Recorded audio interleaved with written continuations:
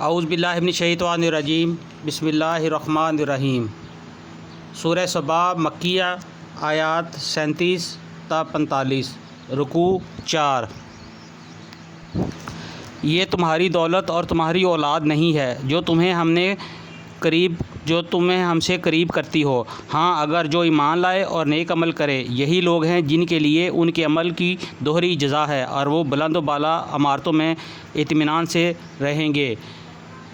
وہ لوگ جو ہماری آیات کو نیچا دکھانے کے لیے دوڑ دھوپ کرتے ہیں تو وہ عذاب میں مبتلا ہوں گے۔ اے نبی صلی اللہ علیہ وآلہ وسلم، ان سے کہو میرا رب اپنے بندوں میں سے جسے چاہتا ہے کھلا رزق دیتا ہے اور جسے چاہتا ہے نپا تلا دیتا ہے۔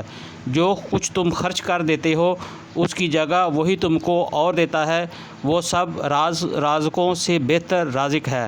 اور جس دن وہ تمام انسانوں کو جمع کرے گا پھر وہ فرشتوں سے پوچھے گا کیا یہ لوگ تمہاری ہی عبادت کیا کرتے تھے؟ تو وہ جواب دیں گے کہ پاک ہے آپ کی ذات، ہمارا تعلق تو آپ سے ہے نہ کہ ان لوگوں سے۔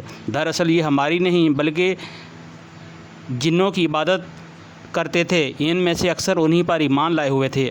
اس وقت ہم کہیں گے آج تم میں سے کوئی نہ کسی کو فائدہ پہنچا سکتا ہے نہ نقصان، اور ظالموں سے ہم کہہ دیں گے اب چکھو اس عذاب جہنم کا مزہ جسے تم جھٹلایا کرتے تھے۔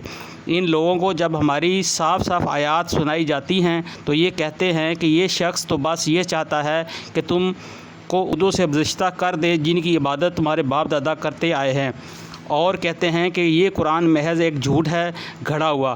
ان کافروں کے سامنے جب حق آیا تو انہوں نے کہہ دیا کہ یہ تو صریح جادو ہے، حالانکہ نہ ہم نے ان لوگوں کو پہلے کوئی کتاب دی تھی کہ یہ اسے پڑھتے ہوں، اور نہ تم سے پہلے ان کی طرف کوئی متنبع کرنے والا بھیجا تھا۔ ان سے پہلے گزرے ہوئے لوگ جھٹلا چکے ہیں جو کچھ ہم نے انہیں دیا تھا، اس کے عشر عشیر کو بھی نہیں پہنچے ہیں، مگر جب انہوں نے میرے رسولوں کو جھٹلایا تو دیکھ لو کہ میری سزا کیسی سخت ہے۔ صدق اللہ العظیم۔